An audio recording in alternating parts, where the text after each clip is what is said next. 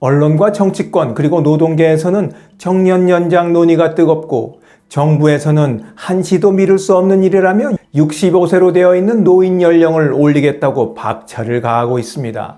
하지만 이를 바라보는 5060 세대는 반갑기는커녕 불안하기만 합니다.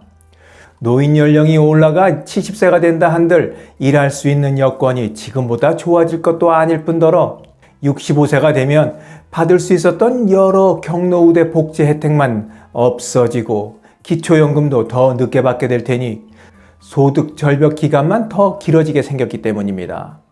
정년 연장 논의도 그렇습니다. 제 아무리 법으로 정년이 65세다 떡하니 적어 놓으면 뭘 합니까?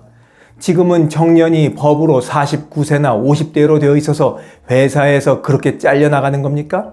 아니잖아요. 법으로 정한 정년 나이는 엄연히 지금 60세이지만 시도 때도 없이 구조조정이다, 경쟁력 강화다, 사업 재편 등 온갖 명분을 내걸고 사람을 내쫓는 게 현실입니다. 그러니 정년이 65세가 되든 안 되든 우리에게는 먼 나라 이야기고 그림의 떡일 뿐이라는 겁니다. 그냥 허투루 하는 말이 아닙니다.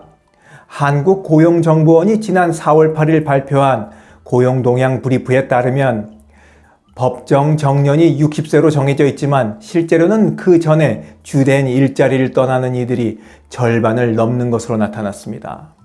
지난해 5월 기준 만 55세에서 59세 인구 421만 명 중 55.3%나 되는 232만 명이 주된 일자리를 떠난 상태였습니다. 정년 연장이 현실에서 무력하다는 사실을 보여주는 것이라고 조사에 참여했던 담당자는 설명합니다.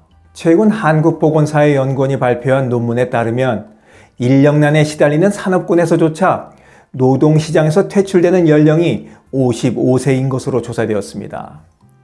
이마저도 다른 사업군보다 좀 더 오래 일한 경우라고 합니다. 사람이 부족해도 55세 이상은 일단 내쫓고 더 젊은 사람을 찾아 나선다는 이야기가 되겠습니다. 서울에서 26년간 제조업체에서 일했던 김 씨는 2년 전 회사로부터 명예퇴직을 권유받고 버티지 못하고 회사를 나왔다고 합니다. 그의 나이 51살 때 벌어진 일입니다. 그는 정년까지 9년이나 남았지만 인력 구조 조정 대상이 됐던 겁니다. 이후 재취업을 알아봤지만 면접 기회조차 받기 어려웠고 결국 생활비를 벌기 위해 편의점 야간 아르바이트를 시작했습니다. 김 씨는 아직 할 수 있는 일이 많은데 나이 때문에 기회조차 없다며 퇴직이 아니라 폐기 처분되어 버린 그런 느낌이라고 괴로운 심정을 토로합니다. 나이에 상관없이 정년 나이도 개의치 않고 회사 밖으로 사람을 내모는 것도 문제지만 더 큰 문제는 회사를 나온 이후에 벌어집니다. 장년층이 청년층에 비해 고용정책에서도 수혜되고 있기 때문입니다. 만 50세 이상 70세 미만 신중년을 신규 채용하는 사업주에게 인건비를 지원해주는 신중년 적합직무고용지원제도라는 게 있었는데 이게 작년에 폐지되고 말았습니다. 가뜩이나 나이 많다고 고용도 꺼리는데 나라에서 지원마저 끊어버리니 기업들도 아예 관심을 뚝 끊어버린 상황입니다. 회사에서 내몰리고 나라에서는 재취업을 도와주지 않고 그러면 이들이 살아남기 위해 할 수 있는 마지막 선택은 오직 하나뿐인데 그건 바로 창업입니다. 자영업이 뜻이 있어서 창업을 한 게 아니라 생존을 위한 마지막 수단으로 부랴부랴 쫓기는 마음에 창업을 해보지만 상황은 녹록치 않습니다. 고용정보원이 지난달 3월 23일 발표한 고령자의 자영업 이동과 저임금 노동보고서에 따르면 임금 근로자였다가 자영업으로 전환한 50세 이상 중 48.8%가 월 소득이 최저임금에도 미치지 못했습니다. 이들 중 대부분인 83.4%는 직원을 두지 않은 1인 사업자였고 종사업종도 생계형 업종에 집중돼 있었습니다. 사업 경험이 없는 상태에서 창업한 경우 순소득은 월 144만 원에 그쳤으며 이 가운데 82.9%는 최저임금 수준에도 미치지 못했던 겁니다. 오늘 말씀드린 내용으로부터 얻을 수 있는 교훈이 있었을까요? 제가 얻은 교훈은 이렇습니다.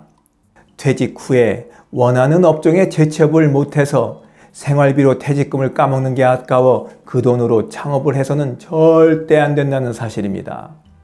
차라리 앞서 소개한 김 씨처럼 편의점 등에서 알바를 하는 것이 훨씬 안전하고 현명한 방법일 겁니다. 창업하면 퇴직금만 날리는 게 아닙니다. 분명히 대출을 받게 되어 있거든요. 그게 다 뭡니까? 빚이잖아요. 하던 장사도 망하고 빚까지 지게 되면 그 다음부터는 지옥이 시작되는 겁니다. 그러니 절대 쫓기는 마음으로 창업을 하면 안 되는 겁니다. 영상을 보시는 여러분들은 퇴직 후에 어떻게 버티셨습니까? 댓글로 의견을 나눴으면 좋겠습니다.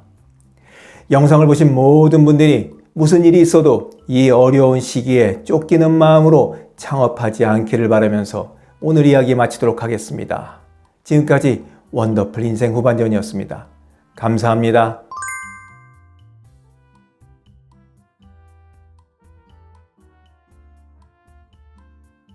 자랑질, 지적질, 아는 채, 있는 채 하는 사람들에게 지치셨죠? 상대방의 얘기 경청하고 익은 벼처럼 겸손한 사람들이 모인 곳이 있습니다. 바로 네이버 카페 실버들의 전성시대입니다. 너무 가깝지도 너무 멀지도 않은 친구가 필요하다면 네이버 카페 실버들의 전성시대로 오시면 됩니다. 아래 댓글란 맨 위에 초대글을 올려놓을 테니까 클릭하고 들어오시면 아주 간단하게 회원가입이 됩니다. 아참, 냉소적이고 비아냥거리고 자기주장 강하고 남 얘기에 이죽거리는 분은 죄송하지만 절대 사양합니다.